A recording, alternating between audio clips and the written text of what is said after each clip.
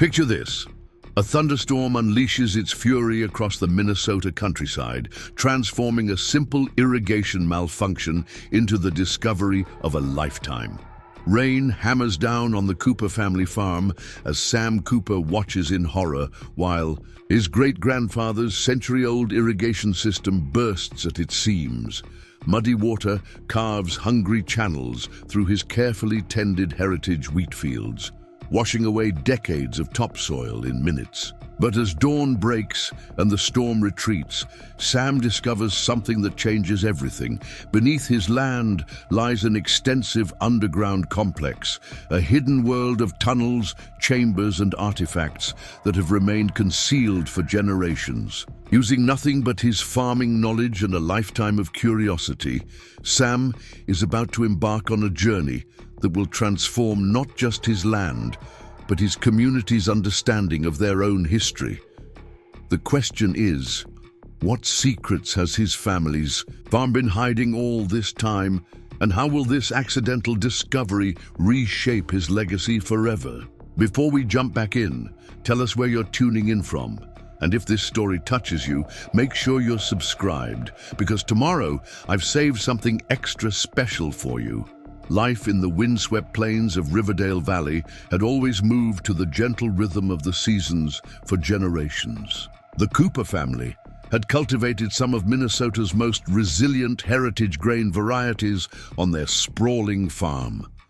Their reputation built on decades of dedication to sustainable agriculture and crop diversity.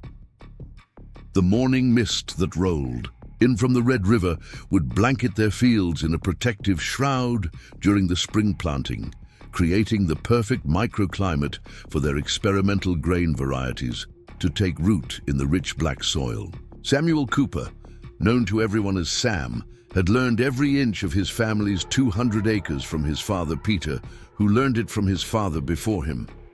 Each field told a story, some dating back to his great-grandfather Frank's time, when he first broke the prairie sod with a team of Belgian draft horses. These weren't just crops to Sam, they were living history.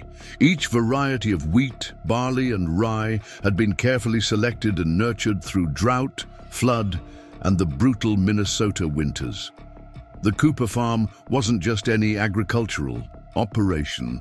It was a testament to the family's understanding of the delicate balance between innovation and tradition. The farm's ingenious irrigation system, designed by Sam's grandfather in the 1940s, worked in harmony with the natural watershed of the land, capturing spring runoff from Millstone Creek in a series of retention ponds before distributing it through a network of channels and pipes.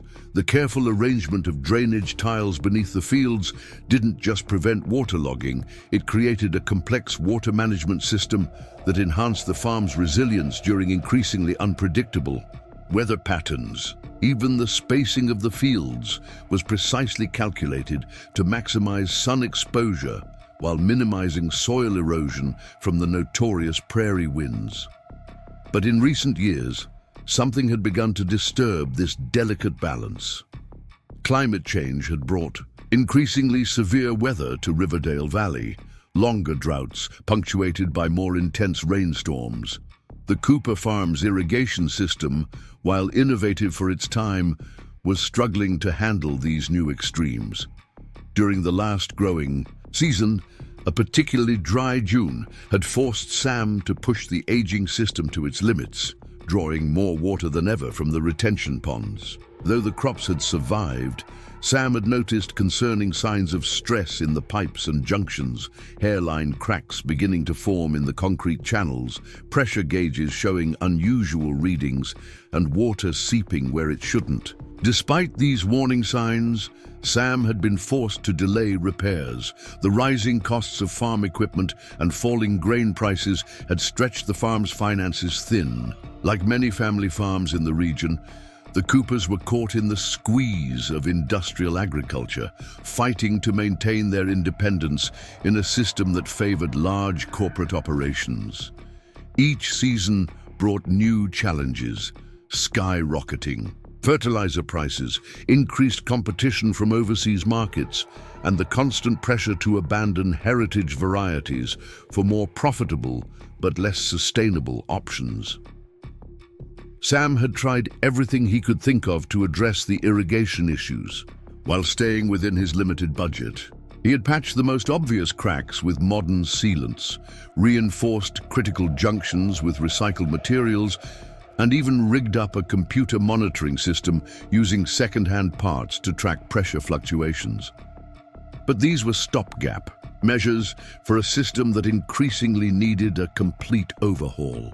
The situation reached a breaking point during what the local meteorologists would later call the century storm of late August.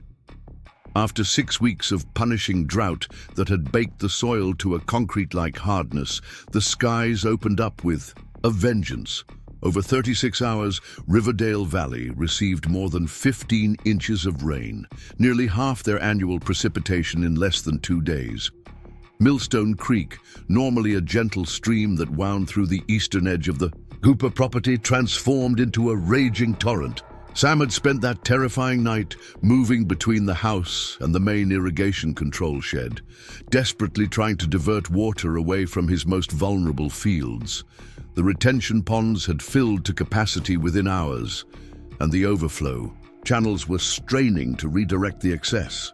His father would have known exactly what to do, which valves to open, which channels to clear, which fields could handle the excess water. But Peter Cooper had passed away 3 years earlier, taking decades of practical knowledge with him, leaving Sam with theoretical understanding but less hands-on experience with the system's limits. At precisely 2:17 a.m., as recorded by the monitoring system Sam had installed, the main distribution junction, a concrete chamber built by his grandfather in 1943, suffered a catastrophic failure. The pressure of the backed-up water, combined with decades of subtle settling in the surrounding soil, caused the east wall to collapse entirely. Water that should have been carefully controlled and distributed instead exploded with unimaginable force directly into Field 7, the farm's oldest continuous planting area, where Sam grew their heritage turkey red wheat, a variety his great-grandfather had brought from Russia. The monitoring system's alarm jolted Sam from his brief, exhausted rest at the kitchen table. Grabbing his raincoat and flashlight, he splashed through the downpour toward Field 7, the beam of light revealing a nightmare scenario. The floodwaters had carved a massive channel through the heart of the field, washing away not just the current crop, but decades of carefully managed topsoil. As he watched in helpless horror, a section of ground seemed to simply disappear, swallowed by a dark void that appeared beneath. For the remainder of that endless night, Sam could do nothing but witness the destruction as the storm continued. Its assault, the farm's electricity failed around 3 a.m., plunging everything into darkness, broken only by frequent lightning flashes that illuminated scenes of agricultural devastation. It was, Sam thought, as he finally retreated to the relative safety of the farmhouse, the kind of event that could end a family farm, the final blow after years of financial struggle. When dawn finally broke, revealing a sky washed clean of clouds, with almost mocking serenity, Sam forced himself back outside to assess the damage. The immediate agricultural losses were obvious and heartbreaking. Field 7 was essentially gone, transformed into a muddy canyon. Fields 3 and 4 were underwater, and segments of the irrigation system lay exposed and broken throughout the property. But as he picked his way carefully along the edge of the newly formed gully in Field 7, something caught his eye that didn't make sense. A perfectly straight edge of dark stone or concrete visible beneath the torn earth. Initially, Sam dismissed it as an old section of drainage tile, or perhaps part of an earlier irrigation attempt by his grandfather.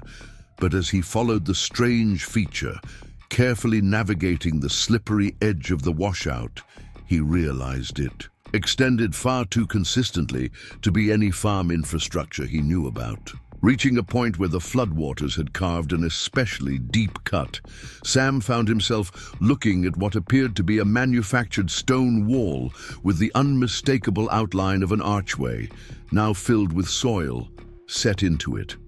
Confusion gave way to curiosity as Sam carefully made his way down the slippery slope for a closer look.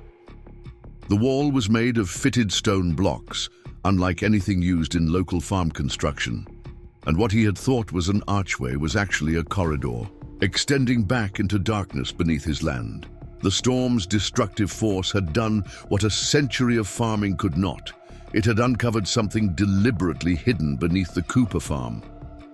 That evening, after securing the most pressing safety hazards around the damaged irrigation system, Sam returned to the mysterious discovery with better equipment. Armed with a generator-powered work light and a small shovel, he carefully cleared more soil from around the opening.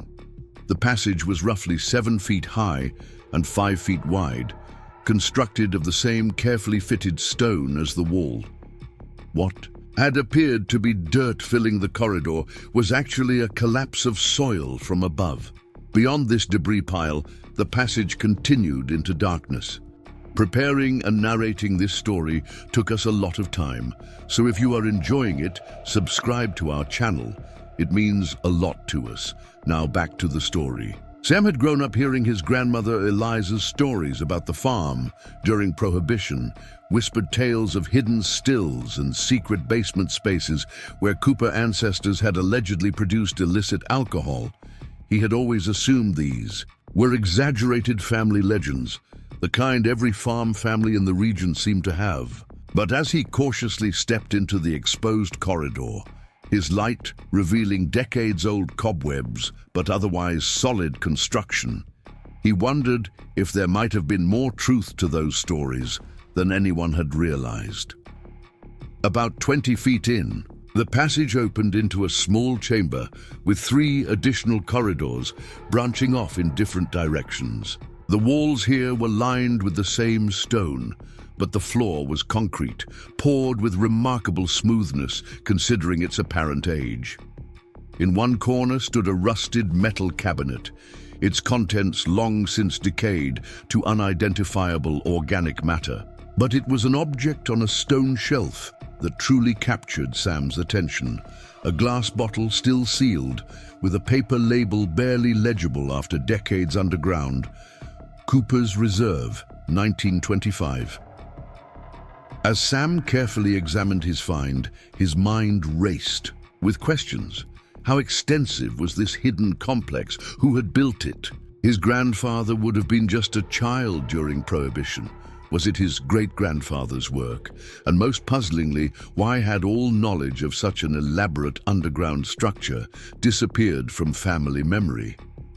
Even his grandmother's stories had never suggested anything of this scale. A network of corridors rather than just a hidden basement room. Over the next few days, as Sam worked to repair the most critical damage to his irrigation system, he found himself repeatedly drawn back to the underground discovery. Each brief exploration revealed new aspects of the complex. A large chamber with the remains of what appeared to be distilling equipment. Narrow ventilation shafts that must have once reached the surface but had been carefully concealed. A room with built-in wooden shelving that had partially survived the decades, suggesting a storage area for bottles or jars. On the 4th day after the storm, while examining a particularly well-preserved section of corridor, Sam noticed something that didn't fit with the Prohibition theory. Carved into one stone block was a series of symbols that looked nothing like English letters or numbers, strange angular markings that seemed deliberately placed. In another section, he found a stone that didn't match the others, slightly different in color and with a rough surface that, when Sam shone his light at an angle, revealed the faint outline of a handprint pressed into it before the material had hardened. Realizing he was potentially dealing with something beyond family history, something that might have historical or even archaeological significance, Sam reluctantly reached out for expert help. His first call was to Jacob Reynolds, the elderly director of the Riverdale Historical Society, who had known Sam's father and grandfather. Reynolds listened to Sam's description of the discovery with increasing excitement, occasionally interrupting, with clarifying questions about the construction materials and layout. "This sounds like it could be significantly older than Prohibition, Sam," Reynolds said when Sam had finished. "The carved symbols particularly interest me. I'd like to see them, but I think we should bring in Dr. Martinez from Northfield University's archaeology department. She specializes in early Minnesota settlements, both European and indigenous." 2 days later, Dr. Olivia Martinez stood in Field 7, surveying the flood damage with an expression that shifted from sympathy to barely contained excitement as her eyes fell on the exposed entrance to the underground complex.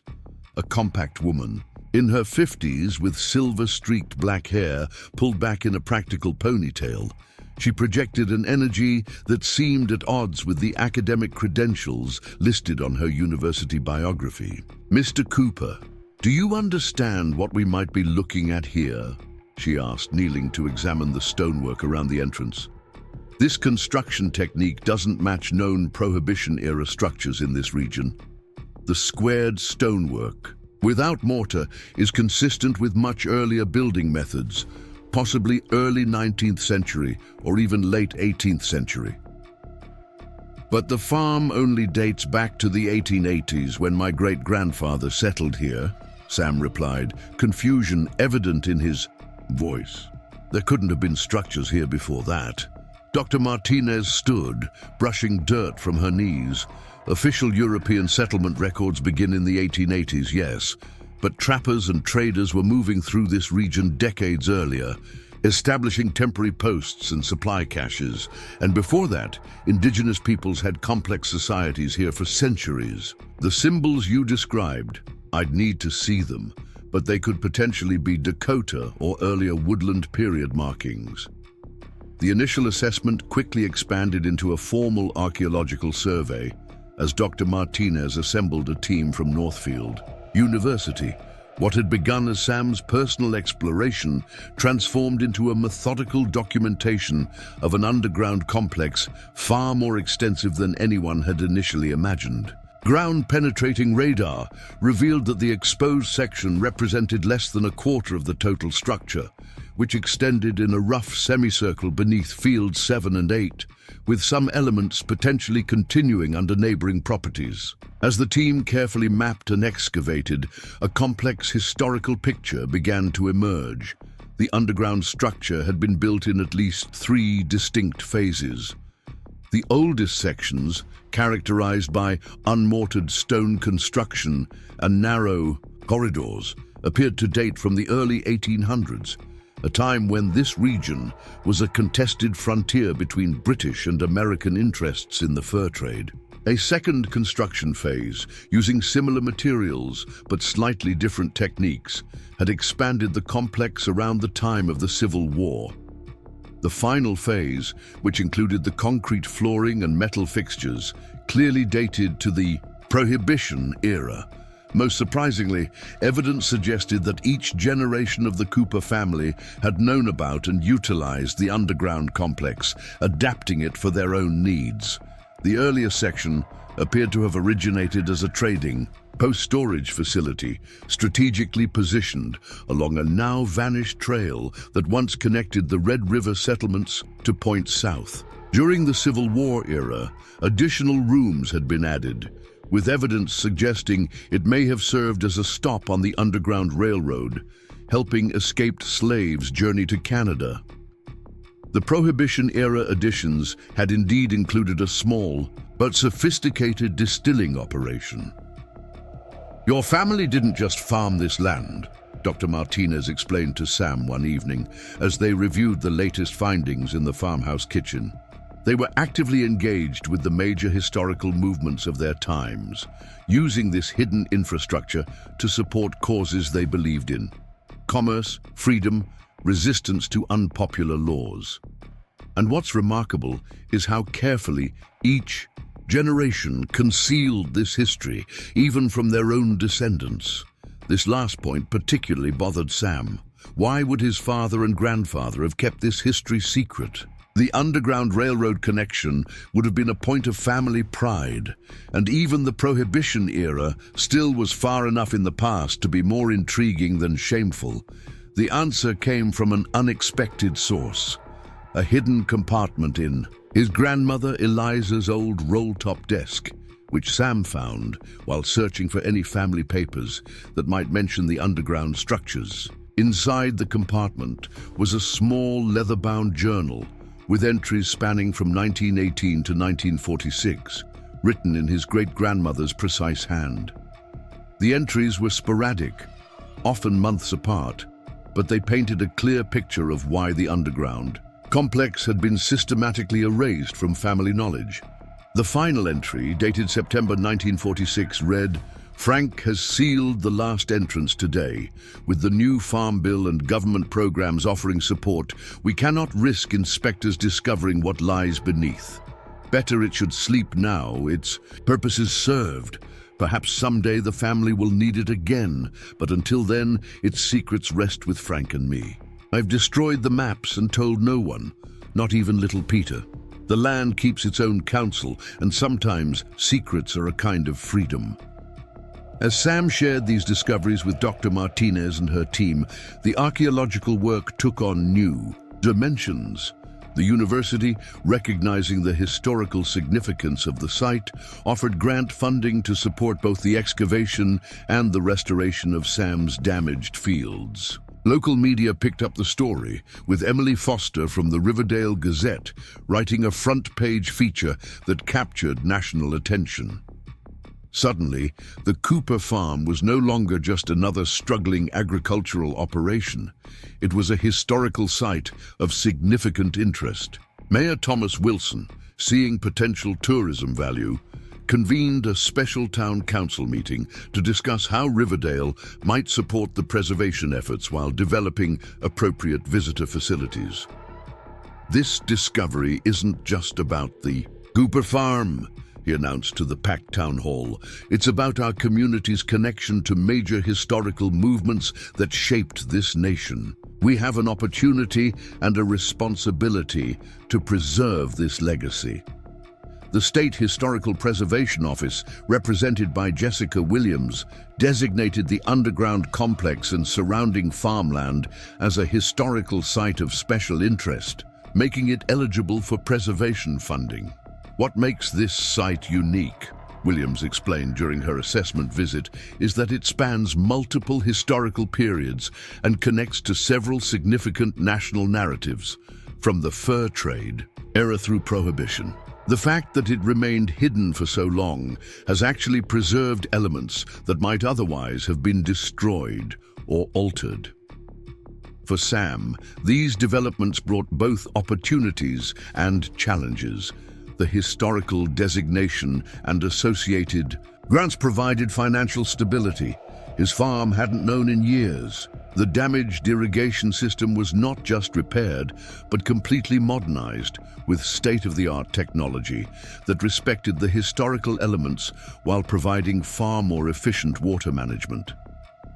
Fields damaged by the flood were restored using advanced soil conservation techniques, with Northfield University's agricultural program using the restoration as a teaching opportunity for sustainable farming practices. However, the increasing public interest meant Sam's quiet farming life was forever changed. In consultation with Daniel Chen, a tourism development consultant recommended by the State Historical Office, Sam had to make decisions about how to balance agricultural operations with historical preservation and public access. The solution they eventually developed created a seasonal visitation schedule that worked around the farm's planting and harvesting needs, using a portion of the property for a small museum and educational center while keeping most of the farm in active production. 6 months after the storm that had initially threatened to end the Cooper family's agricultural legacy, Sam stood in the newly established visitor center, formerly an underutilized equipment barn, watching as Jacob Reynolds led the first official tour group through an exhibition of artifacts recovered from the underground complex. The centerpiece display featured his great-grandmother's journal, open to the final entry, alongside maps of the complex created by Dr. Martinez's team and photographs showing the different historical periods represented underground. My great-grandmother wrote that the land keeps its own counsel, Sam told a reporter during the center's opening. She couldn't have known that the same irrigation system their family built to nurture the land would eventually reveal the history they had hidden. There's something poetic about that, water uncovering what water once helped create, since the original trading post was positioned here specifically because of access to Millstone Creek. 1 year after the discovery, Riverdale Valley hosted its first underground history festival, combining historical reenactments, sustainable farming demonstrations, and educational workshops on the region's complex past. Farmers from across the Midwest came to learn about incorporating historical preservation into modern agricultural practices. School groups from throughout the state visited to experience living history lessons in the carefully preserved sections of the underground complex, now safely reinforced and illuminated. Dr. Martinez and her team continued their work, publishing scholarly articles that positioned the Cooper Farm discovery within the broader context of frontier history. Their most significant finding came 8 months into the excavation. Clear evidence that portions of the original structure had been built upon even earlier indigenous storage caches, with carbon dating suggesting native use of the site dating back nearly 500 years. This discovery led to consultation with Dakota tribal representatives, adding another layer to the site's historical significance and educational programming. For Sam personally, the most meaningful outcome wasn't the financial stability or public recognition, but the reconnection with his family's fuller history. "I always thought I knew this land," he reflected during a quiet moment in Field 7. Now restored and once again growing heritage turkey red wheat. "I knew how to work it, how to care for it, what it needed to thrive, but I never knew what it remembered, all the stories it held beneath the surface. My ancestors weren't just farmers, they were engaged with the critical issues of their times, using what they had, this land, to make a difference in ways that felt right to them." The Cooper Farm, once at risk of becoming another casualty of modern agricultural economics, transformed into a model for how historical preservation and working farms could coexist and even thrive together. The irrigation system that had catastrophically failed was reimagined as both a modern water management solution and a teaching tool, with sections deliberately exposed and incorporated into the site's educational programming.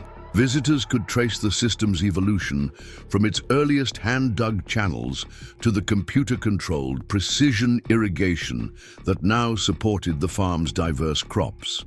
5 years after the fateful storm, Sam hosted a special event to mark the completion of the underground complex's preservation work. Standing at the original entrance, now structured with a viewing platform that protected both visitors and the historical elements, he addressed a gathering that included Dr. Martinez, Jacob Reynolds, Mayor Wilson, and representatives from historical societies across the country. "When that storm hit and I saw my fields washing away, I thought I was witnessing the end of my family's legacy on this land," Sam told the assembled group. "I couldn't have imagined that what was being revealed would actually ensure that legacy continues, just in a form my ancestors might not have predicted. They hid this history because exposing it threatened their way of life. Today, we celebrate it because understanding this history has become essential to our community's identity and future." As visitors explored the preserved underground complex, Now expertly lit to highlight its different historical phases, Sam found himself standing beside Dr. Martinez near the stone with the mysterious handprint that had first suggested the site's significance extended beyond family history. "We've dated this imprint to approximately 1812, she explained, gently tracing the outline without touching the stone itself. "Likely made by a Dakota individual involved in the trading activities here. Think about it. Someone pressed their hand into soft clay over 200 years ago, never imagining that someday people would view this simple act as a precious connection to the past." Sam nodded, thinking about his own connections to this land. 7 generations of Coopers who had worked the soil above, while some had also moved through these hidden spaces below. "The land remembers even when we forget," he said quietly, echoing a phrase that had become something of a motto for the historical site. 10 years after the discovery, what had begun as one farmer's crisis had evolved into a nationally recognized model for integrating historical preservation with sustainable agriculture and community development. The Cooper Farm and Underground Historical Complex welcomed researchers from universities worldwide, hosted annual conferences on frontier history, and maintained a working agricultural operation that specialized in heritage grain varieties, including some identified from seeds actually recovered from sealed containers in the complex's deepest sections. The irrigation system that had failed so dramatically had been completely reimagined, with sections of the original structure preserved as historical artifacts and new components designed with both agricultural efficiency and educational value in mind. Northfield University's engineering department used the system as a case study in sustainable design, bringing students to the farm to understand how historical knowledge could inform modern solutions. For the community of Riverdale, the transformation extended far beyond the Cooper Farm's boundaries. The annual festival had grown into a regional attraction that supported local businesses and created seasonal employment opportunities. The historical narrative uncovered beneath Sam's fields had inspired other property owners to explore their own land's past, leading to several smaller but significant discoveries throughout the valley. The area's schools incorporated local history much more deeply into their curriculum, with regular field trips to the Cooper Farm becoming a highlight of students' educational experience. "My great-grandmother wrote that sometimes secrets are a kind of freedom," Sam told a documentary filmmaker working on a piece about the site for a national historical channel. "I've come to believe that sometimes revealing secrets can be its own kind of freedom, connecting us to a fuller understanding of who we are and where we come from. This land has been in my family for 7 generations, but its story extends much further back and reaches far beyond my family alone. I'm just the current caretaker of both the land and its stories." As Sam walked through Field 7 on a crisp autumn morning, watching the golden heads of turkey red wheat sway in the gentle prairie breeze, he felt a connection to this land deeper than he had ever imagined possible. The irrigation system that had once seemed simply a tool for agricultural production now represented something more profound, a link between past and present, between the surface world of growing things and the hidden world of human history. Beneath, the land, as his great-grandmother had written, kept its own counsel. But sometimes, when the conditions were just right, it revealed its secrets, not as an ending, but as a new beginning. As the weeks passed following the initial discovery, Sam Cooper found himself increasingly drawn into the mystery beneath his fields. The destruction that had initially seemed like a financial catastrophe now revealed itself as something far more complex. While the university team led by Dr. Martinez established a methodical excavation schedule, Sam spent every spare moment between farm chores exploring the accessible portions of the underground network. Each visit revealed new details that complicated the emerging narrative of what lay beneath the Cooper family farm. One evening, as sunset painted the prairie sky. In watercolor strokes of orange and purple, Sam ventured into the main entrance with his LED lantern and a notebook. The archaeological team had reinforced the entryway with metal supports, making it considerably safer than his initial explorations, but still marked the deeper sections with yellow caution tape as areas requiring professional assessment. Sam respected these boundaries mostly, but his familiarity with the land above gave him insights the academic researchers sometimes missed. The temperature dropped noticeably as he descended into the main corridor, a welcome relief from the humid August evening above. The stones lining the walls held a constant coolness that had once served as natural refrigeration for whatever goods had been stored here over the decades. Sam ran his hand along the smooth stone surface, marveling at the precision of the construction. These weren't rough-cut blocks hastily assembled. They were carefully shaped and fitted by someone with considerable skill. "Who were you?" Sam whispered to the absent builders, his voice echoing slightly in the underground space. "And how did we forget you?" Dr. Martinez had established that the oldest sections dated to the early 1800s, but archaeological evidence suggested activity on the site predating European settlement. Dakota artifacts had been found in the lowest excavated levels, including pottery fragments carbon-dated to the 1600s. The land had been inhabited and utilized far longer than official records acknowledged, with each generation leaving subtle marks upon it. Sam made his way to what the research team had designated Chamber 3, a large room, roughly 30 feet square, that appeared to have served multiple purposes over different historical periods. Its location at the junction of several corridors suggested it had been a central hub of activity. Today, it contained archaeological equipment, folding tables covered with labeled artifacts, specialized lights on stands, and a generator humming quietly in one corner. A large hand-drawn map was pinned to a portable corkboard, showing the currently known extent of the underground complex. Red lines indicated fully excavated sections, yellow marked partially cleared areas, and blue dashes represented suspected corridors identified by ground-penetrating radar, but not yet physically accessed. The map grew more detailed each week as the team systematically documented the space. Sam studied the map, noting how the underground layout roughly mirrored certain surface features of the farm. The main corridor aligned almost perfectly with Millstone Creek, and several chambers sat beneath what had traditionally been the property's most productive fields. This couldn't be coincidence. Whoever had built this place had understood the land's natural patterns and worked with them rather than against them, a philosophy Sam had always tried to follow in his own farming practices. His attention shifted to a collection of artifacts arranged on one of the tables.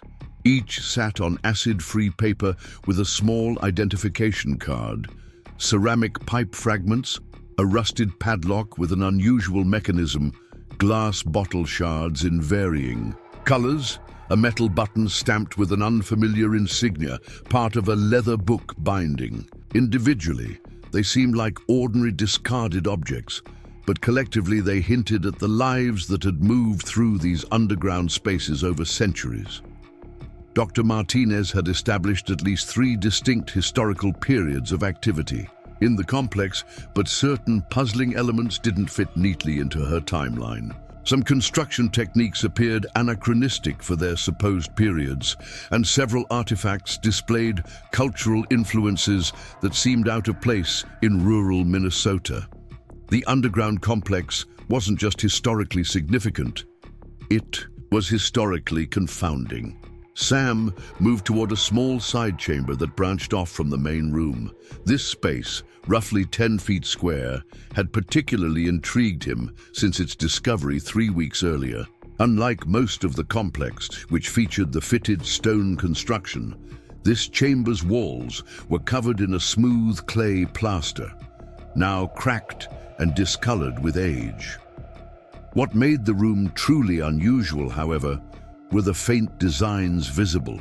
On these plastered surfaces, the archaeological team had photographed the markings extensively and brought in specialists to analyze them, but no conclusive interpretation had emerged. Some elements resembled Dakota pictographs, while others suggested European symbolic traditions.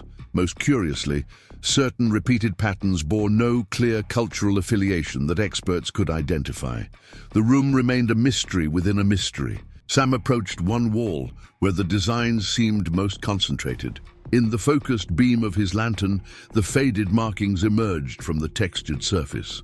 Concentric circles, spiraling lines, what appeared to be stylized animal forms, and geometric patterns that suggested stars or astronomical observations. At the center of this composition was a handprint, similar to the one first discovered, but more deliberately placed and surrounded by radiating lines. "What were you trying to preserve?" Sam murmured, carefully not touching the fragile surface. "What knowledge were you passing down?" As Sam studied the markings, something new caught his eye. A subtle difference in the clay surface near the floor that he hadn't noticed before. Crouching down for a closer look, he realized a small section of the plaster had a slightly different color and texture, as if it had been repaired or modified at some point. The area was roughly rectangular, about 8 inches wide and 4 inches high. Curiosity overcoming caution, Sam gently brushed his fingers across this anomalous section. To his surprise, the material crumbled slightly at his touch, revealing something solid behind it. Excited but mindful of preservation concerns, Sam used his pocket knife to carefully scrape away small portions of the crumbling plaster. Gradually, a metal surface emerged, tarnished with age, but unmistakably a small door or access panel set into the wall. Sam hesitated, knowing he should document this finding and inform Dr. Martinez before proceeding further.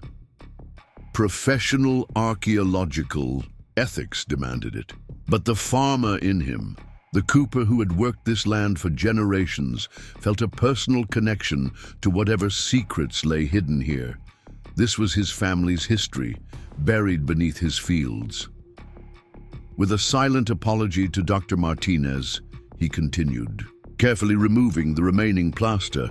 The exposed metal door was roughly the size of a hardcover book, with no visible handle or lock. A series of symbols had been etched into its surface, symbols that matched some of the mysterious markings on the chamber walls.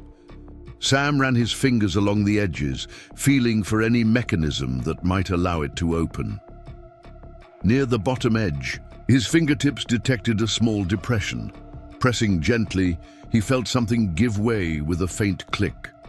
The metal panels swung outward on surprisingly well-preserved hinges, revealing a small cavity behind it. Sam directed his lantern into the space, illuminating a leather pouch discolored with age, but still intact. With careful movements, he extracted the pouch from its hiding place and felt the weight of something solid inside.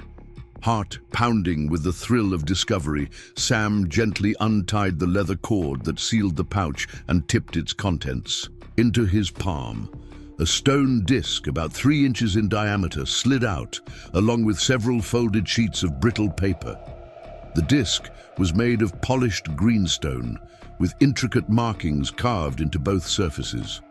The papers, yellowed with age, contained handwritten text in faded ink. Sam examined the stone disc first, turning it carefully in his hands. One side featured concentric circles similar to those on the chamber walls, with precise lines radiating from the center to the edge. The reverse displayed what appeared to be a map, topographical features rendered in abstract form with small symbols placed at specific points. With a jolt of recognition, Sam realized it was a representation of the local landscape. He could identify the curved line of the Red River, the distinctive shape of Eagle Hill, and several other geographical features. The small symbols appeared to mark specific locations across this landscape. Setting the disc aside carefully, Sam unfolded the brittle papers. The handwriting was elaborate and difficult to decipher, especially in the uneven light of his lantern. The top of the first page bore a date, April 17th, 1832, and the signature Thomas Blackwood. The text appeared to be in English, though the language was formal and archaic. Sam's eyes widened as he read the opening lines. To those who follow in stewardship of this land, what we have established here extends beyond any single family's claim or nation's boundary. The network must be preserved in silence until such time as the original compact may be safely honored. Sam stared at the signature, confusion washing over him. Blackwood, not Cooper. According to family history, Jonathan Cooper had been the first to settle this land in the 1880s, purchasing it from the railroad company that had received it through government land grants. There had never been any mention of a Blackwood family, yet this document, hidden within the walls of an underground structure on Cooper land, suggested a much different story of ownership and purpose. As Sam continued reading, the document revealed an astonishing narrative. Thomas Blackwood described himself as a keeper of the seventh node in what he called the River Path Network, the underground structure beneath what would later become the Cooper Farm. Was apparently just one point in a larger system of connected sites stretching from the Great Lakes to the Canadian border. These sites served multiple purposes: trading posts, safe houses for people escaping various forms of persecution, storage for valuable goods, and preservation of knowledge deemed too dangerous or controversial for public awareness. According to Blackwood's account, the network had originated with cooperative efforts between certain European traders and native tribes who sought to establish exchange systems outside the control of colonial powers and corporate interests like the Hudson's Bay Company. Over time, this economic partnership had evolved to include humanitarian purposes, particularly helping people escape from slavery or religious persecution. Most intriguingly, Blackwood referenced the ancient knowledge preserved within the marked chambers and the importance of protecting certain artifacts removed from their original resting places for safekeeping during times of conflict. The letter suggested that the underground complex had served not only as a waypoint for people and goods in transit, but also as a repository for culturally significant items that might otherwise have been destroyed or stolen during the turbulent periods of frontier expansion. The final paragraphs of the letter contained specific instructions for maintaining and, if necessary, concealing the underground spaces. Blackwood wrote of secret entrances, hidden water sources, methods for ensuring air circulation, and emergency protocols. He mentioned a hidden chamber beneath the main complex that could be accessed only by those who understand the disk's guidance. The letter ended with a cryptic reference to the next appointed keeper, who would arrive when the waters rise thrice and the stone speaks. Sam carefully refolded the brittle papers and returned them, along with the stone disc, to the leather pouch. His mind raced with questions. If Blackwood had been here in 1832, how had the land come into Cooper possession?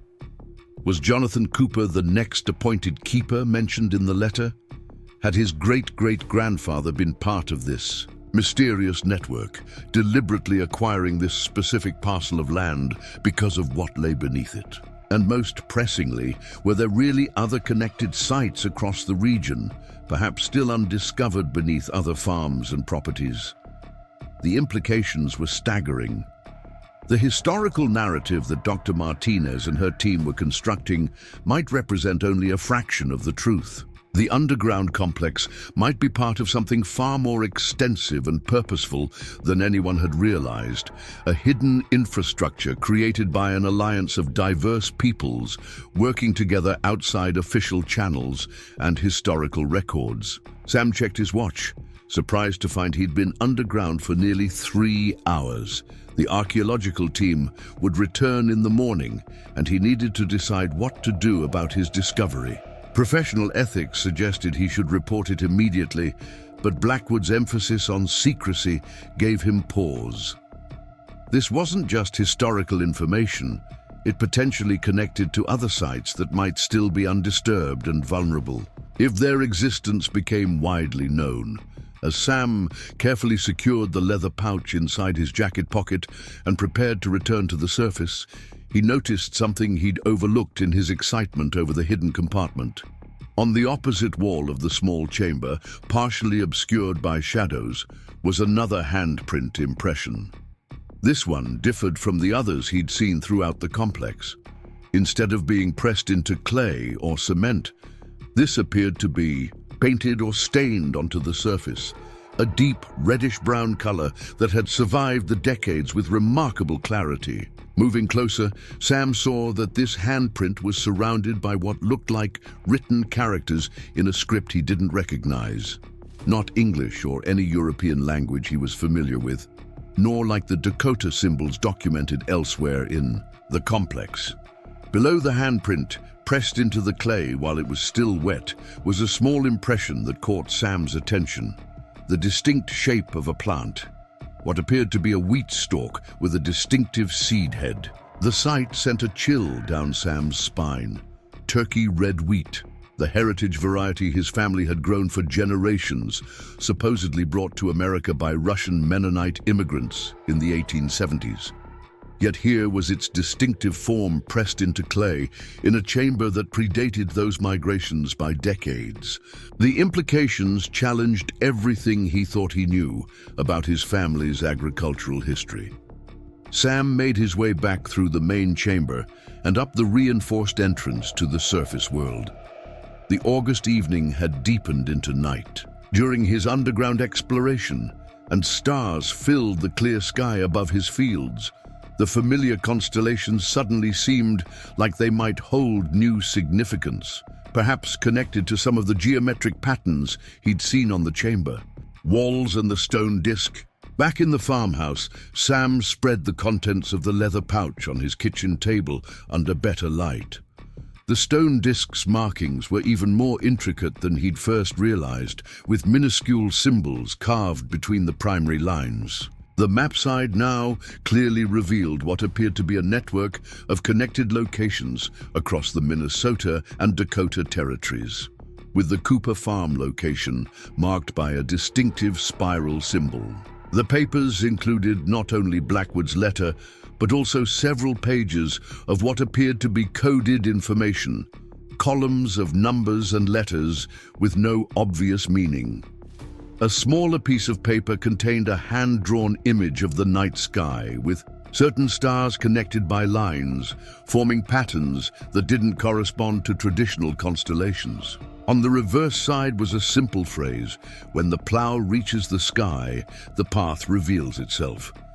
Sam stayed up until dawn studying these materials, making careful notes and cross-referencing details with old family documents stored in his attic. His search revealed surprising connections.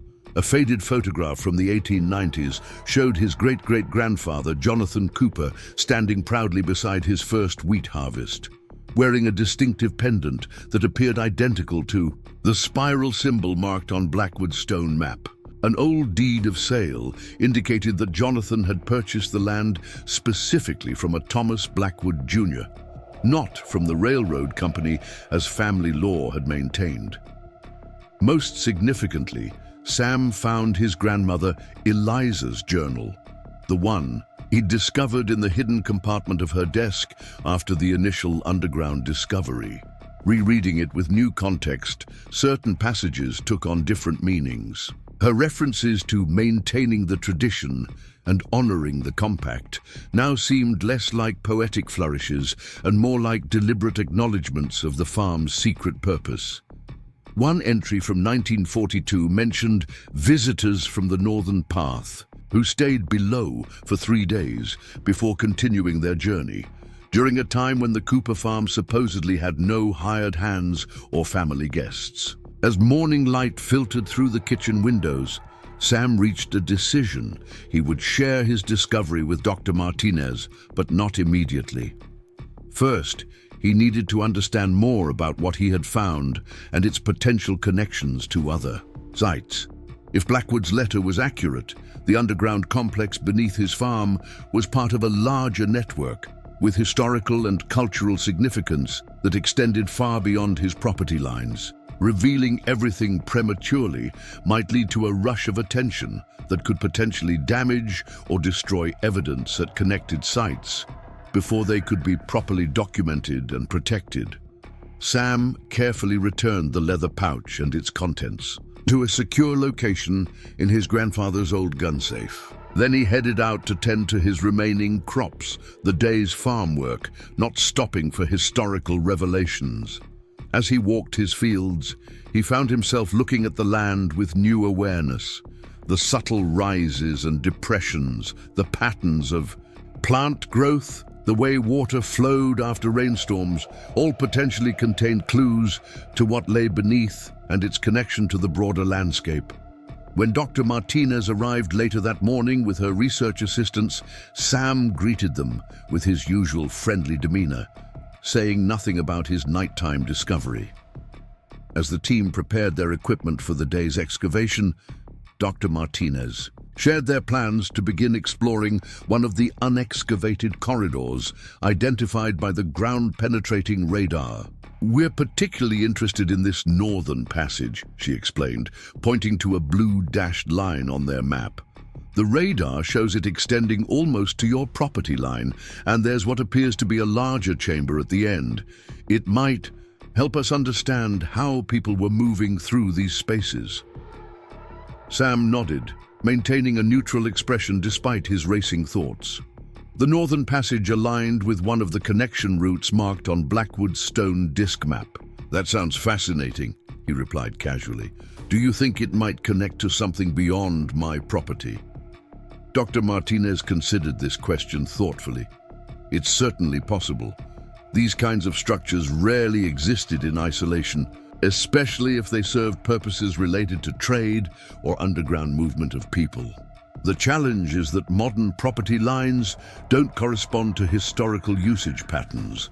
If this does extend beyond your land, we'd need permissions from neighboring owners for any excavation work." Sam knew his northern neighbor well, Harold Peterson, an elderly farmer whose family had worked adjacent land for nearly as long as the Coopers. He wondered suddenly if the Peterson farm might contain its own underground secrets, perhaps unknown even to Harold himself. According to Blackwood's map, a secondary node should exist somewhere on what was now Peterson land. "I can talk to Harold about getting permission if it comes to that," Sam offered. "He's always been interested in local history." As the archaeological team descended into the complex to begin their day's work, Sam returned to his regular farm duties, repairing fencing damaged in the storm, checking on his remaining crops, and continuing cleanup efforts around the destroyed irrigation system. His mind, however, remained underground, fitting together pieces of a historical puzzle far more complex than anyone had realized. That evening, after the archaeological team had departed, Sam drove his pickup truck to the Peterson farm. Harold was in his usual spot on the front porch, a glass of iced tea beside him as he watched the sunset, a farmer's well-earned moment of rest. At 83, Harold had lived his entire life on this land, inheriting it from his father just as Sam had inherited the Cooper farm. "Evening, Sam," Harold called as Sam climbed the porch steps. "What brings you over? Not more storm damage, I hope." Sam settled into the vacant rocking chair. "No, just thought I'd check in. You've heard about what they found under my field after the washout?" Harold nodded, his weathered face creasing with interest. "Quite the discovery from what I hear. Historical Society folks have been talking about nothing else at the diner, some kind of old storage tunnels." "That's part of it," Sam agreed, carefully considering how much to reveal. "The university people think it dates back to the early 1800s, maybe even earlier. I've been wondering if any of the old-timers ever mentioned anything similar on properties around here." Harold took a thoughtful sip of his tea. Can't say they did, at least not directly. My grandfather used to tell stories about the hollow places where people could disappear if trouble came looking. I always thought he was spinning tales to entertain us kids. Sam's heart quickened. Hollow places. Did he ever say where they were? Not specifically, but Harold paused, seeming to debate whether to continue. There's that old root cellar behind our north barn. Been there forever, predates even my grandfather's time on the farm. It goes deeper than you'd expect for just storing vegetables. My father always told us boys to stay out of the back section, said the floor wasn't stable. After he passed, I checked it myself and found the unstable floor was actually a trap door, nailed shut and covered over. Never did open it, figured father had his reasons. Sam maintained a casual expression despite his excitement. A sealed trapdoor in an old root cellar on the neighboring property, positioned precisely where Blackwood's map indicated a connection. Point should be. It couldn't be coincidence. That's interesting, Sam said carefully. Our families have been neighbors for what, 5 generations now? Ever wonder if there might be more connections than just sharing a property line? Harold studied Sam with shrewd eyes that belied his elderly appearance. You found something in those tunnels, didn't you? Something that's got you asking questions about more than just old storage spaces. Sam hadn't planned to confide in Harold, but something in the older man's direct gaze suggested he might know more than he'd initially let on. Taking a calculated risk, Sam replied, I found a letter and a map from 1832, written by someone named Thomas Blackwood, describing what he called a network of connected sites. According to the map, one of those sites might be on your property. Instead of surprise, Harold's face showed an expression of quiet confirmation. He reached into his pocket and withdrew an object that caught the last rays of sunlight. A small pendant on a leather cord, featuring a spiral design identical to the one marked on Blackwood's stone disc. Been in the family since before anyone can remember, Harold said quietly. My grandfather called it the keeper's sign. Said it would make sense when it needed to, not before. He studied Sam thoughtfully. Guess that time has come with your fields washing out and all. Some things stay buried until the land decides otherwise. As the sun disappeared below the horizon, casting long shadows across both their properties, Sam realized the discovery beneath his farm was only the beginning of a much larger revelation. One that connected not just geographical locations, but generations of families who had maintained a silent stewardship of something they themselves might not have fully understood. Whatever network Blackwood had documented, the Coopers and Petersons had both been part of it, perhaps for longer than either family's official history acknowledged. I think, Sam said carefully, we need to take a look at that root cellar of yours, and maybe bring along this map I found. Harold nodded slowly, the keeper's pendant glinting in his weathered hand. Some stories can only be told from underground, Sam. Always been that way. As the two farmers sat on the darkening porch, the vast Minnesota sky spreading stars above fields their families had tended for generations, Sam felt a profound shift in his understanding of both the land and his place within its history. The irrigation system failure that had initially seemed a disaster had washed away more than topsoil.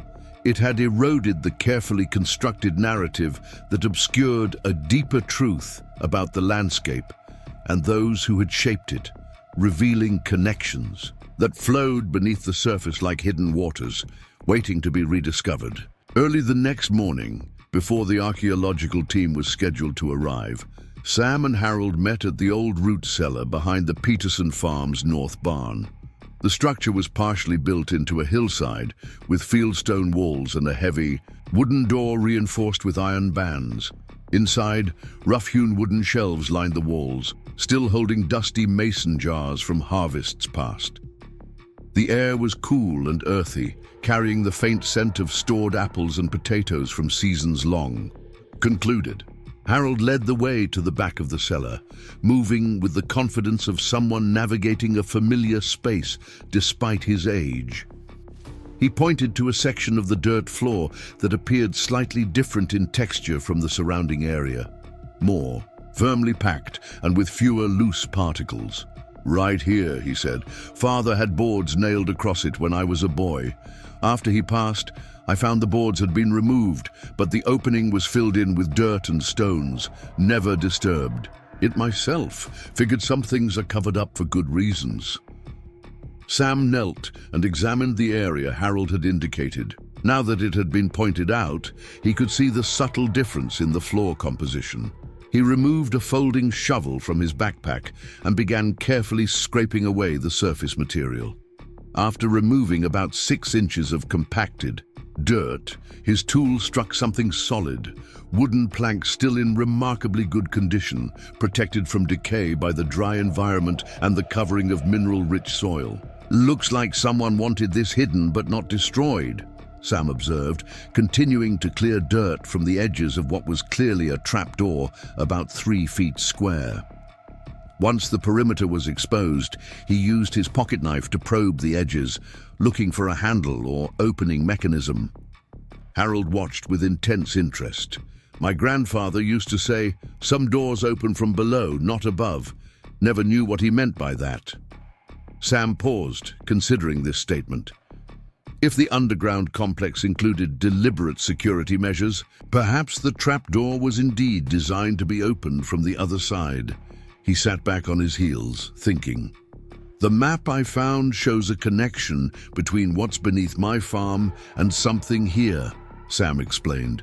"If the tunnel system extends this far, there might be another entrance we don't know about, or some way to signal from below." Harold reached into his pocket and withdrew the spiral pendant he'd shown Sam the previous evening.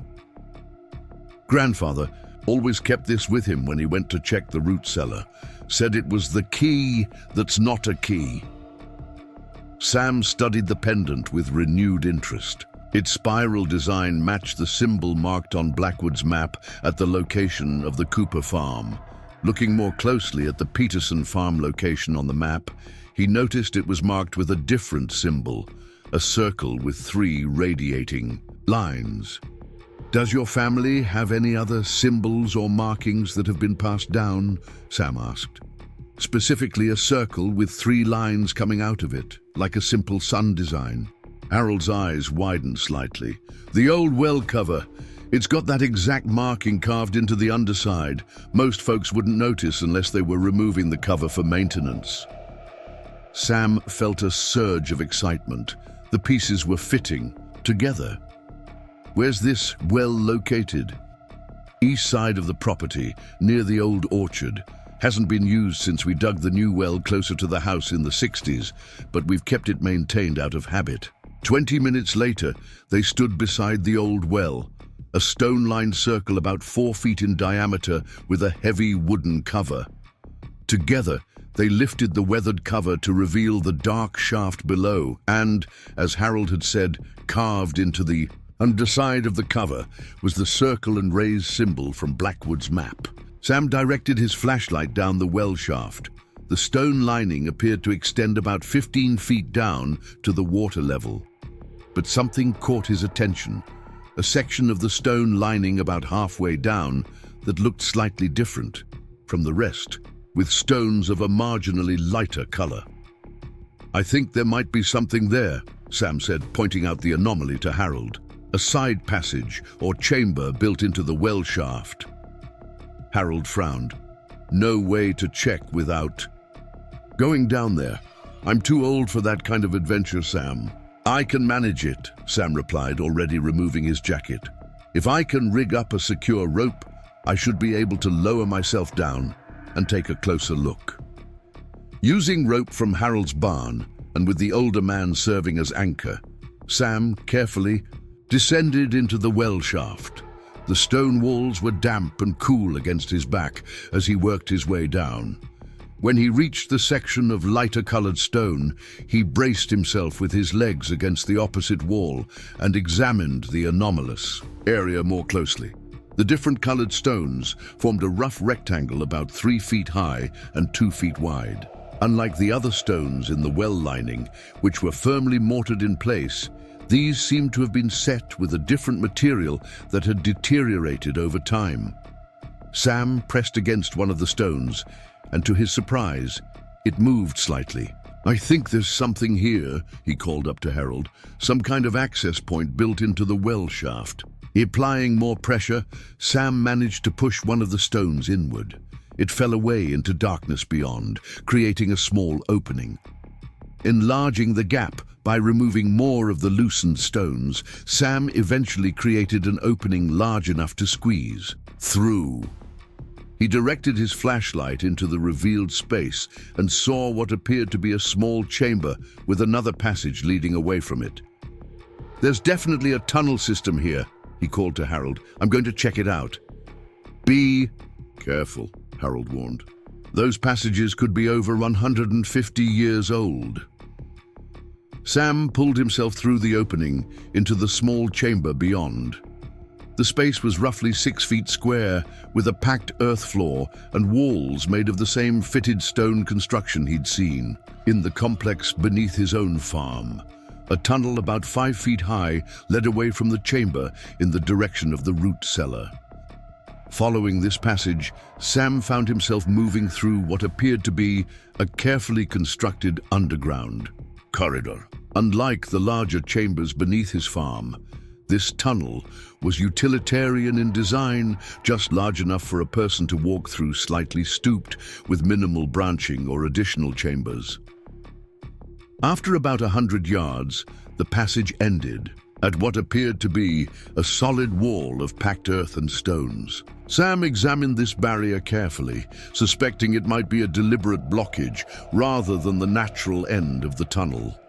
The composition was different from the surrounding tunnel walls, looser material rather than fitted stone. It appeared someone had intentionally sealed this section, perhaps corresponding to Harold's father, nailing shut and filling in the root cellar trapdoor on the other side. Rather than disturb this blockage, Sam retreated to the well chamber and then climbed back up to report his findings to Harold. As he emerged into the sunlight, his mind was racing with implications. The underground network was real and extended beyond his property, just as Blackwood's map had indicated. The connected nature of these sites suggested coordination and purpose, far beyond individual family interests. "There's definitely a tunnel," Sam confirmed as Harold helped him out of the well shaft. "It heads directly toward your root cellar, but ends at what looks like an intentional blockage. Someone sealed it off from that end." Harold nodded slowly. "My father, most likely. He was always protective of family secrets. Said some things were better left undisturbed until the right time came." "And you think this is the right time?" Sam asked. The older farmer gestured toward the distant Cooper farm, where the exposed entrance to the underground complex was now marked by archaeological equipment and protective barriers. "The land has already spoken on your side, Sam. Washed away what was hidden. Maybe it's telling us something." Sam nodded thoughtfully. "If these sites are connected, there must have been a reason. The letter I found mentioned a network serving multiple purposes: trade, helping people in trouble, preserving cultural knowledge. Whatever our ancestors were part of, it was important enough that they maintained these spaces for generations without publicly acknowledging them. The question is," Harold said, "what do we do with this knowledge now? Your place is already swarming with university types and historical preservation people. Do we bring them over here too?" It was a crucial question that Sam had been wrestling with since his discovery of Blackwood's letter and map. The archaeological team was doing important work, documenting and preserving what had been revealed, but Blackwood's emphasis on discretion suggested there might be valid reasons for not exposing the entire network simultaneously. "I think we need to understand more before we bring in others," Sam replied. "The map shows at least 7 connected sites across the region. If they all contain historical artifacts or culturally significant materials, rushing to expose everything could potentially lead to damage or loss before proper documentation can happen. Harold considered this perspective. My grandfather always said, knowledge is like crop rotation, everything in its proper season and sequence. Maybe there's wisdom in a measured approach. As they walked back toward Harold's farmhouse, Sam shared more details about Blackwood's letter and the stone disc map.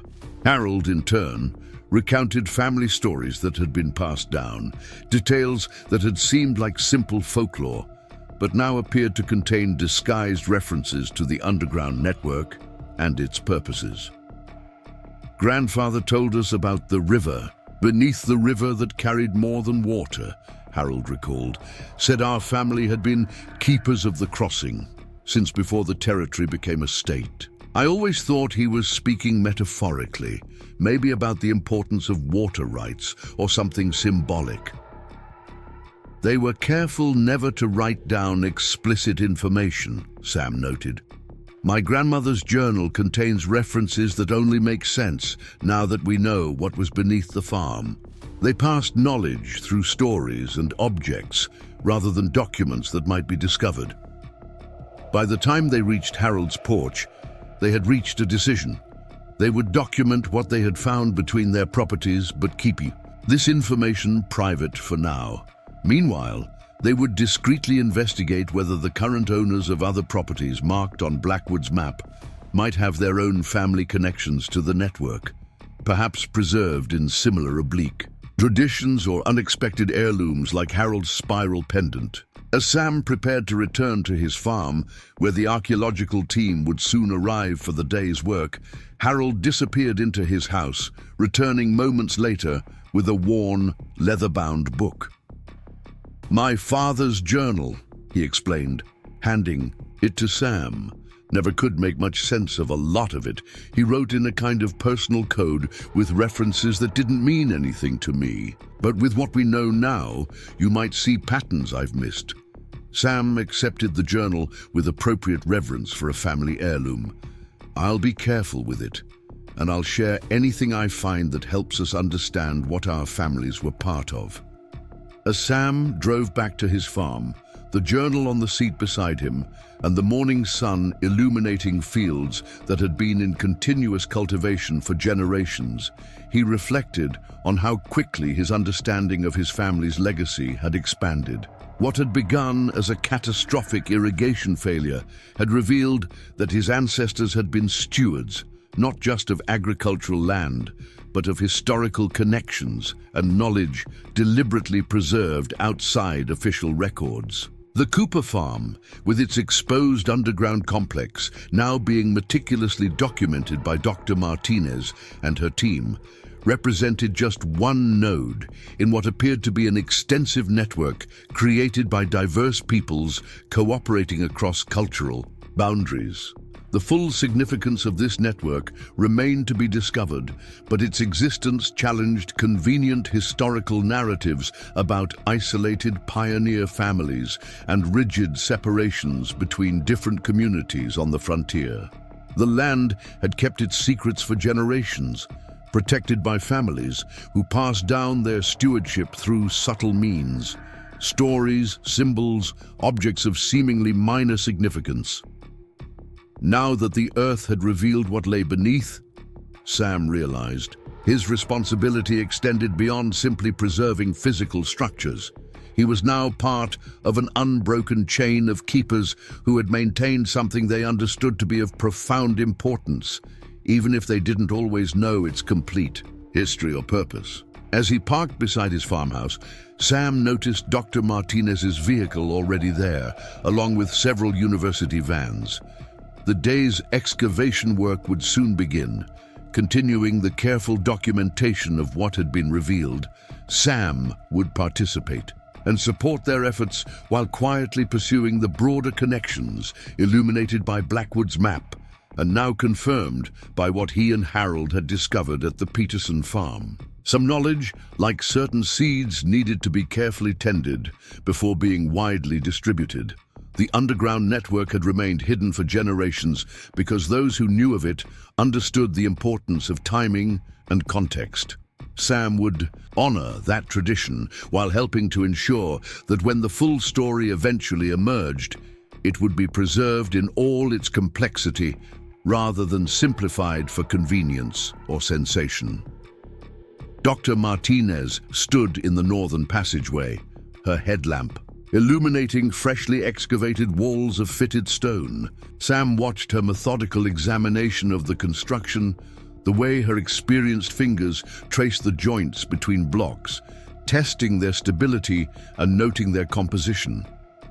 After nearly an hour of careful documentation, she turned to Sam with an expression of professional excitement barely contained. "This section shows different construction techniques than the central chambers," she explained, directing her light towards specific features. "The stonework here has characteristics consistent with Dakota masonry traditions. See how these corner joints are fitted? This suggests indigenous builders were involved in creating or expanding this section." Sam nodded, keeping his expression neutral despite his growing internal conflict. Harold Peterson's journal sat locked in Sam's desk drawer back at the farmhouse, along with the stone disc map and Blackwood's letter.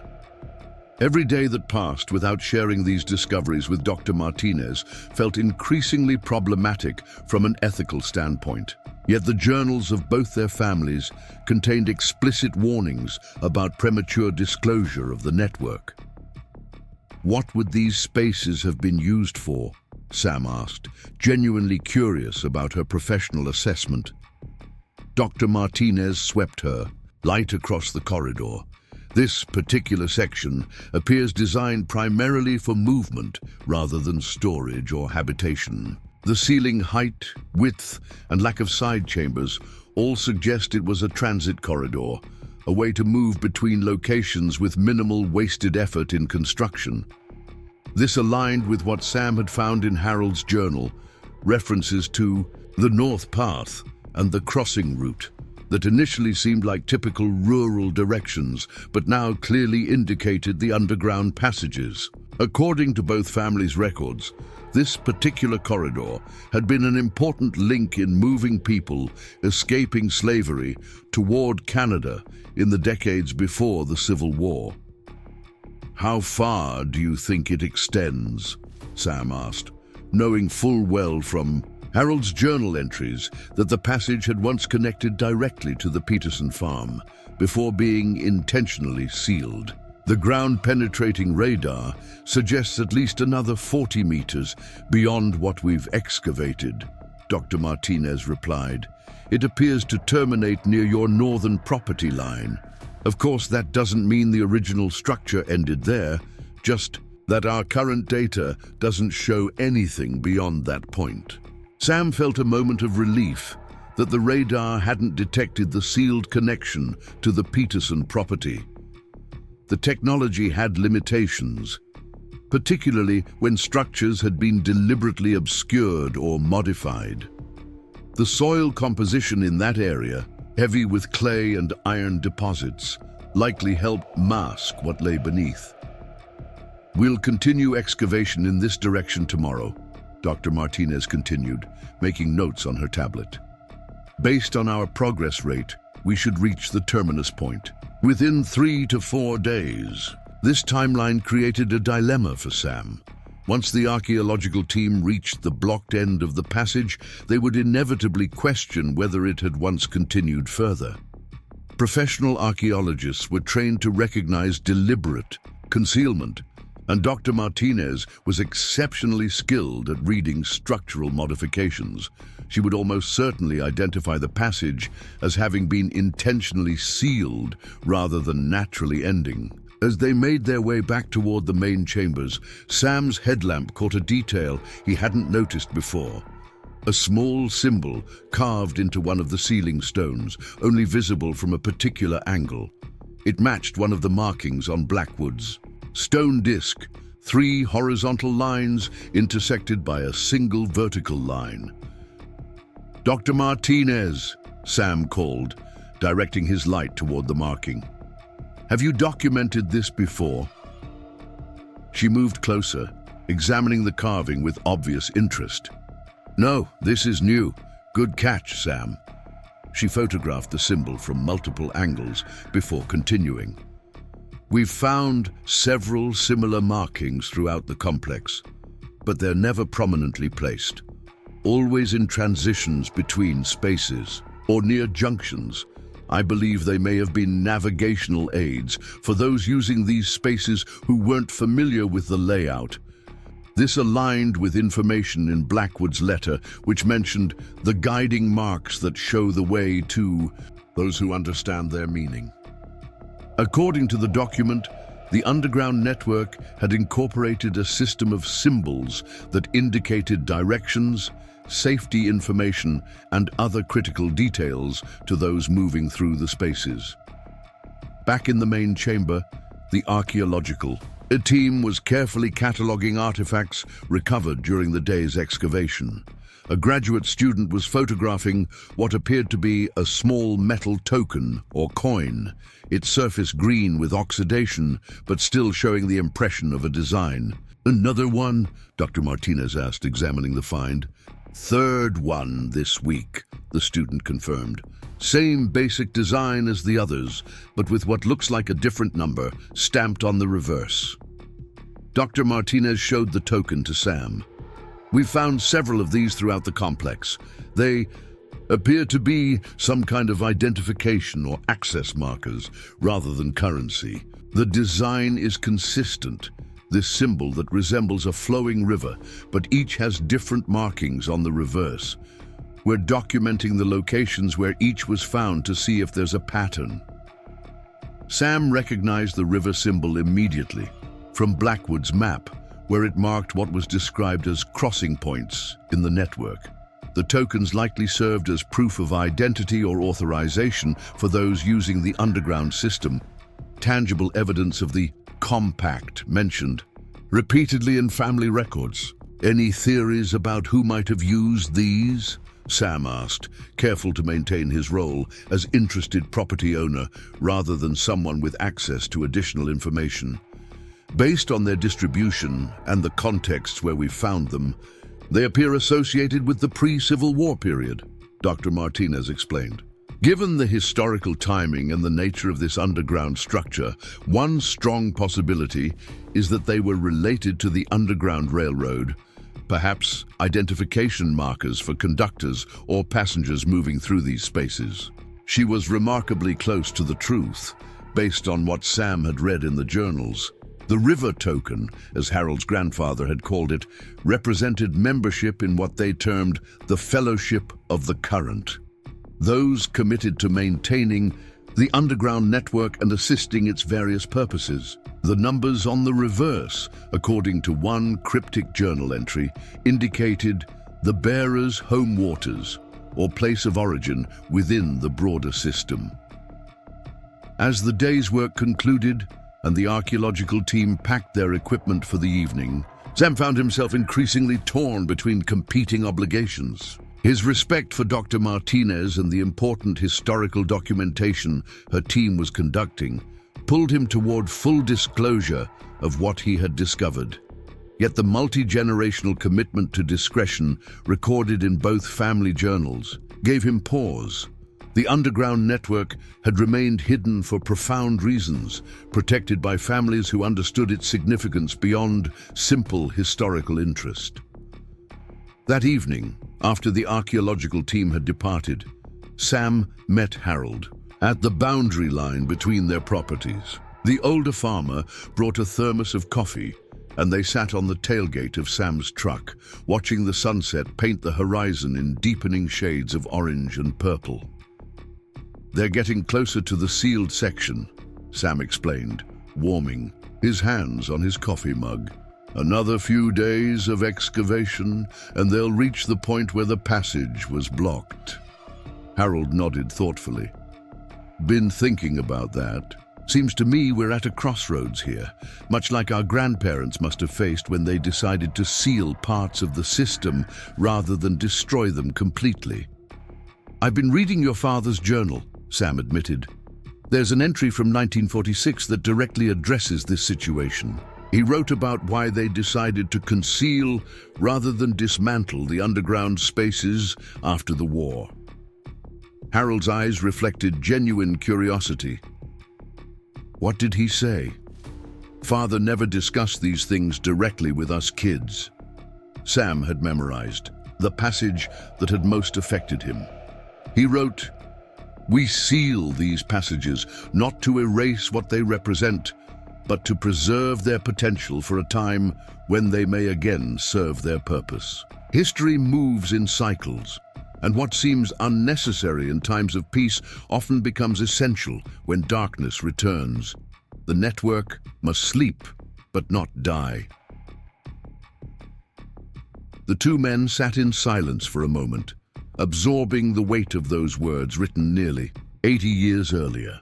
"Your father believed the underground network might be needed again someday," Sam continued.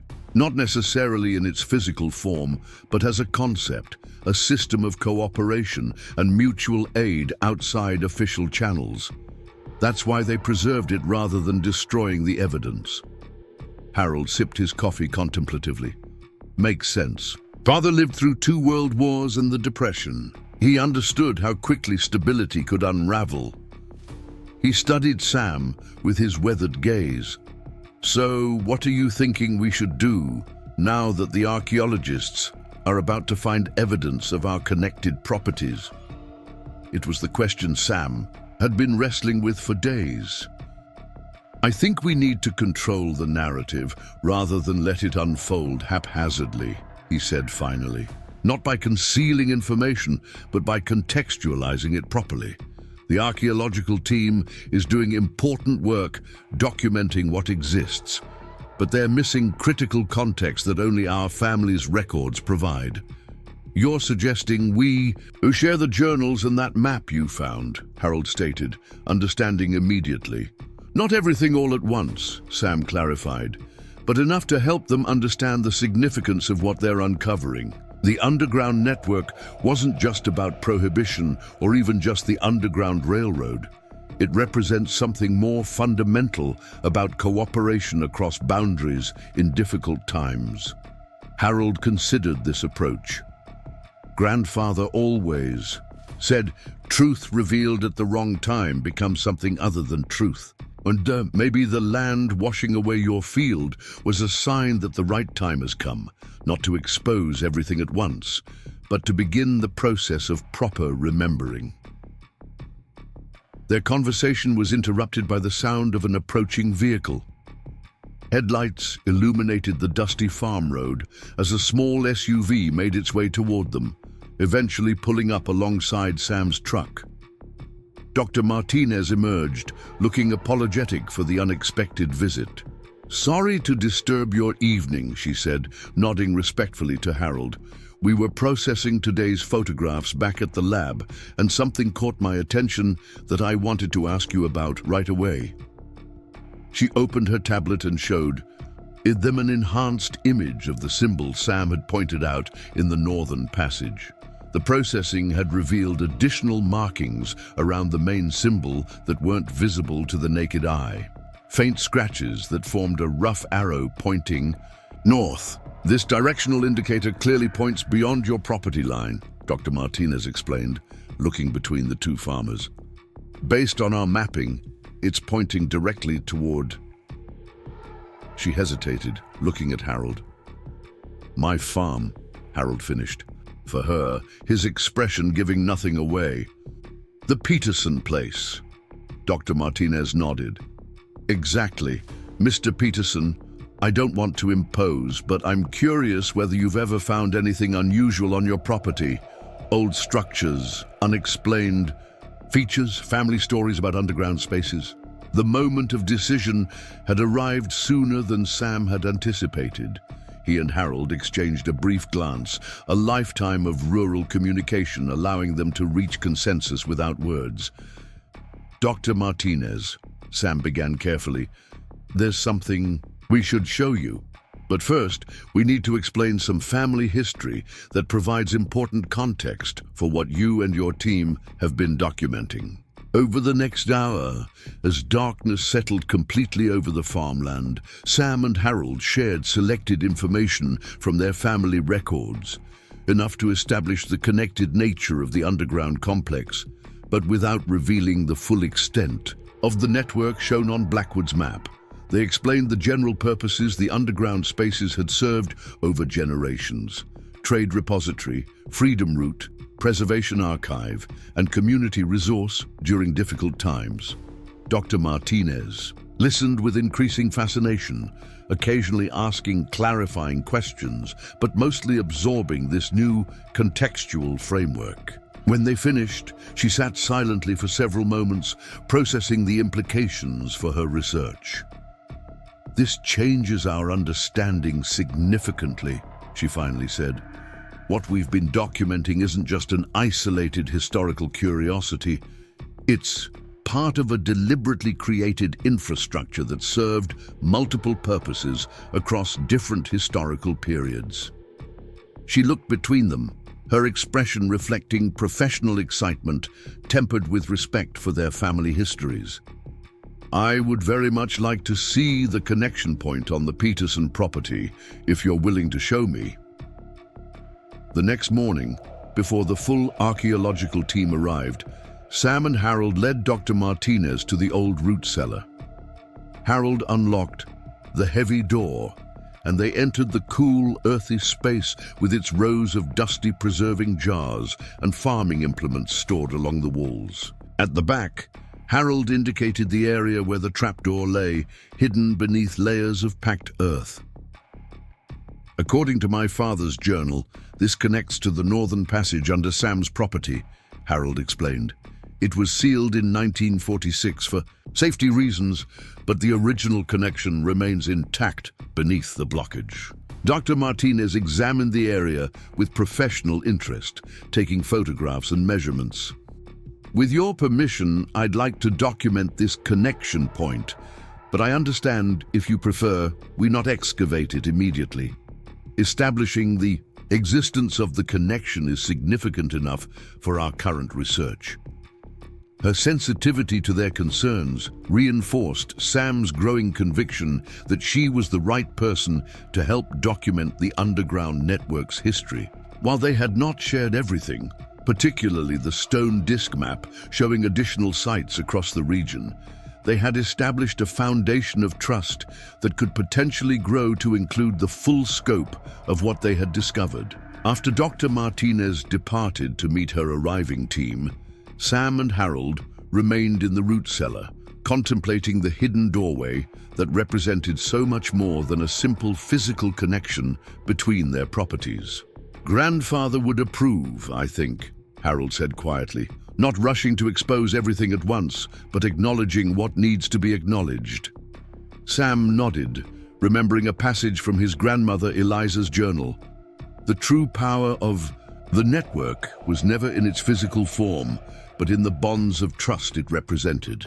Stone can crumble and passages can flood, but the understanding that we depend on each other across all boundaries, that remains unbreakable. As Sam prepared to join the archaeological team at his farm, Harold handed him a small object, the spiral pendant that had been passed down through generations of Petersons. "Carry this today," the older man said simply. "Tradition says it should be present when new keepers acknowledge the old paths."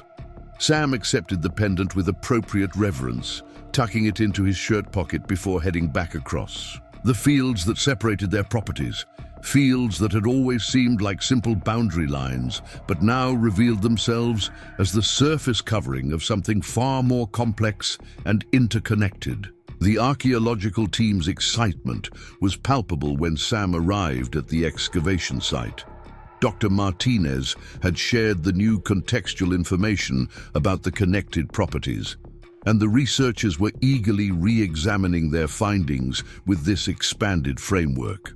Previously puzzling artifacts now made more sense when understood as part of a deliberate network rather than an isolated underground space. "We've been revising our documentation to reflect this new understanding," Dr. Martinez explained as they descended into the main chamber. The chronology is particularly interesting.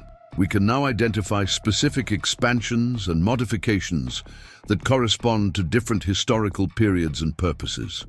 She led Sam to a newly created timeline, displayed on one of the work tables. The chart showed the complex's evolution from its earliest identified construction in the early 1800s through multiple expansions and modifications until its apparent decommissioning in the 1940s. Each phase was now labeled with its likely primary function based on the combined archaeological evidence and family records. The earliest section here appears to have served primarily as a secure storage repository during the fur trade era, Dr. Martinez explained, indicating the original central chambers. These side passages were added during the 1830s and 1840s, corresponding to increased underground railroad activity in the region. The concrete flooring and metal fixtures came later during the Prohibition period. Sam studied the timeline with genuine interest. Seeing his family's hidden history laid out so methodically gave it a concrete reality that the cryptic journal entries sometimes lacked. These underground spaces had been created and maintained by real people, responding to real historical challenges, finding ways to cooperate beyond the constraints of official systems. "There's something I'd like you to see," Dr. Martinez said, leading Sam to a small side chamber that had been recently cleared of debris. "We found this yesterday afternoon, but held off on full documentation until we could better understand its significance." The chamber was smaller than most in the complex, roughly 8 feet square, with an unusually high ceiling. What made it remarkable were the walls, covered in faded but still visible paintings that combined European artistic techniques with unmistakably indigenous imagery and symbols. The scenes depicted showed people of diverse appearances working together, building structures, exchanging goods, assisting others across rivers, and preserving what appeared to be books or documents. Based on pigment analysis, these paintings date to approximately 1835-1840, Dr. Martinez explained, her voice hushed with respect. They appear to be a visual representation of the network's purposes and values, a kind of mission statement, in artistic form.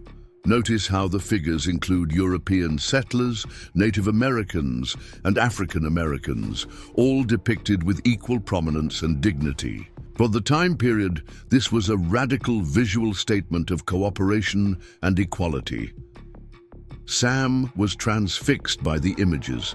They brought to life the values hinted at in the family journals, the compact and fellowship mentioned so frequently. Here was visual confirmation that the underground network had represented a deliberate attempt to create connections across the social and cultural boundaries that officially divided people on the surface. "We believe this chamber served a ceremonial or educational purpose," Dr. Martinez continued, "perhaps for inducting new members into the network or teaching its principles to those who would maintain it across generations." Sam thought of the spiral pendant in his pocket, Harold's family keeper's sign that had been passed down through generations. The weight of responsibility he felt carrying it suddenly made profound sense in this painted chamber. The pendant wasn't simply a family heirloom, it represented acceptance of the values depicted on these walls. "There's something else you should see," Sam said, making a decision. "Something that helps explain these paintings." That evening, after the archaeological team had concluded their day's work, Sam showed Dr. Martinez selected passages from both family journals that referred to what they called the compact chamber, or the painted truth. The entries described how new members of the network were brought to this room to understand the fundamental principles that guided their cooperation across otherwise rigid social boundaries. One passage from Harold's grandfather's journal was particularly illuminating. When a new keeper joins the fellowship, they must first stand in the chamber of painted truth and understand that beneath the surface of the land, as beneath the surface of society, true cooperation knows no color or creed. The compact binds us not by law or force, but by recognition of our shared humanity in times when the surface world denies it. Dr. Martinez read these passages with growing appreciation for their historical significance.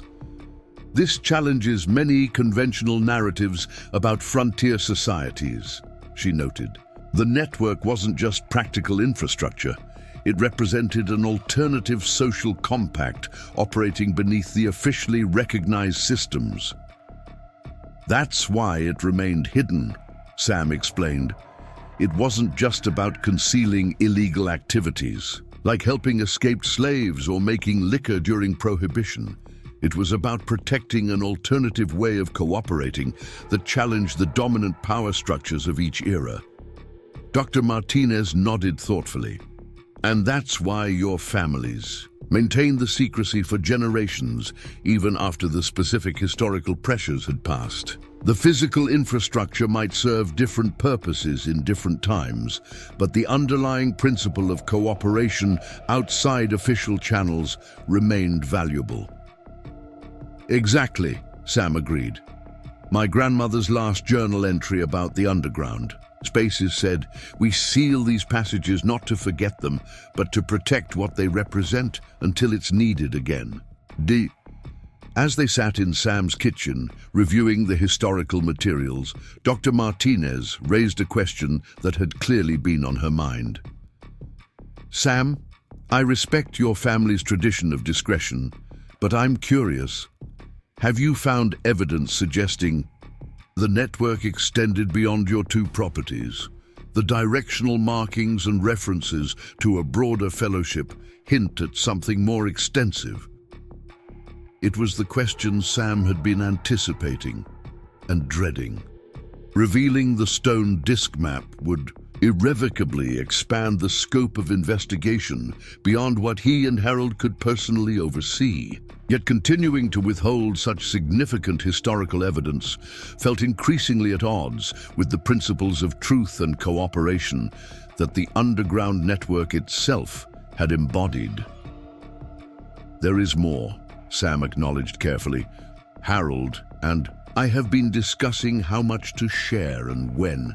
We have evidence suggesting similar sites across the region, potentially forming a much larger network than what you've documented here." Dr. Martinez processed this information with professional restraint, though her excitement was evident. This could represent a major historical discovery, evidence of organized cooperation across ethnic and social boundaries during periods when official history suggests such connections were minimal. "That's why we're proceeding carefully," Sam explained. "These aren't just historical curiosities. They're sites that may still hold cultural significance for multiple communities. The Dakota markings alone suggest indigenous involvement that deserves proper acknowledgement and respect." "I completely understand," Dr. Martinez assured him. "Archaeological ethics require community consultation, particularly when indigenous heritage is involved. If you're willing to share more information, I can help design a research approach that respects all stakeholders." Sam considered her offer carefully. "Let me discuss it further with Harold. This isn't only my family's history to share." The following morning, Sam awoke before dawn and walked his fields as the first light began to illuminate the eastern horizon. The land felt different now, not just soil and crops, but a surface covering layers of human cooperation and conflict. What had once been simply the Cooper farm, passed down through generations, now revealed itself as one node in a broader human geography of connection and refuge. As the sun broke above the horizon, Sam reached a decision. The land had initiated this process of revelation when the storm washed away Field 7's topsoil. Perhaps it was time to trust that process and allow the full story to emerge, not all at once, but in a measured way that honored all those who had maintained the network across generations. When he returned to the farmhouse, he removed the stone, disk map and Blackwood's letter from their hiding place, preparing to share them with Dr. Martinez and, through her, with the broader historical research community. The underground complex had remained hidden for generations because secrecy was necessary for its purposes. But perhaps now, as Harold had suggested, the land itself was indicating that the time had come for a different kind of preservation, not through hiding, but through proper remembering. As he placed these artifacts carefully in a protective folder, Sam noticed something he hadn't seen before in the morning light, a faint inscription on the leather pouch that had contained the stone disc, nearly worn away by time but still barely. Legible, the words seemed to address his current dilemma directly. When the rivers change their course, new paths must be found. What was hidden may be revealed when the time is right, but always remember, the true map lies in understanding, not in stone. The inscription reinforced Sam's decision. The underground network had always been about adaptation, finding new ways to cooperate as circumstances changed. Perhaps this moment of archaeological discovery represented another adaptation, transforming physical passages into historical knowledge that could inform future cooperation across different kinds of boundaries. Later that morning, when Dr. Martinez arrived with her team, Sam took her aside and showed her the stone disc map and Blackwood's letter. Her eyes widened as she carefully examined the artifacts, immediately grasping their historical significance. "This is extraordinary," she said quietly. "These artifacts provide the missing context for everything we've been documenting. The network was far more extensive and organized than we realized." "There's something else you should know," Sam added, explaining his discovery in the root cellar and the subsequent exploration with Harold that confirmed the connection between their properties. "We've verified that at least one of the connections shown on this map still exists, though it was deliberately sealed decades ago." Dr. Martinez looked up from the map, her expression both excited and cautious. "Sam, this represents a potentially significant historical discovery. With your permission, I'd like to bring in additional expertise, including Dakota cultural representatives, since their involvement is clearly indicated in both the artifacts and the construction techniques." "That's what we want," Sam confirmed. "Not a rush to excavate everything at once, but a thoughtful process that respects all the communities involved in creating and maintaining these spaces." As they finalized plans for expanding the research to include the connection between the Cooper and Peterson properties, Sam felt the weight of Harold's pendant in his pocket, a tangible reminder of the responsibility that came with revealing what generations had kept hidden. The underground complex had always served purposes beyond itself, and perhaps its final purpose would be to illuminate a hidden history of cooperation that official records had largely overlooked. The irrigation system failure that had initially seemed disastrous had washed away more than topsoil. It had eroded the carefully maintained separation between past and present, between surface appearances and deeper realities. Whatever else emerged from the continuing excavation, Sam understood that his relationship to this land had been permanently transformed. He was no longer simply a farmer tending crops, but a keeper of stories that the land itself had chosen to reveal, stories of connection and cooperation that had remained vital even when hidden from view. As Dr. Martinez carefully photographed the stone disc map, Sam found himself thinking of his grandmother Eliza's final journal entry about the underground spaces. "The land remembers what people forget." When the time comes for remembering, the earth itself will speak. The catastrophic irrigation failure had been exactly that, the land finding its voice after decades of silence, washing away concealment to reveal truth. As autumn painted the Minnesota landscape in brilliant hues of amber and gold, Sam Cooper stood at the edge of Field 7, watching the harvest crew collect the heritage wheat his family had grown for generations. The underground complex beneath. His feat had transformed not just his understanding of his land, but the entire community's connection to their shared past. 3 years had passed since that fateful storm exposed the stone passages. What began as disaster had evolved into something remarkable. A collaboration between archaeologists, Dakota tribal representatives, and local families working to preserve a hidden history of cooperation across cultural boundaries. Dr. Martinez's team had documented not just physical structures, but evidence of deliberate alliances maintained outside official channels for over a century. "Thinking about your grandfather?" Harold Peterson asked, joining Sam at the field's edge. The elderly neighbor wore his spiral pendant openly now, its significance understood within the broader story they'd helped uncover. "About all of them," Sam replied. "Generations keeping these connections alive when everything above ground pushed toward separation."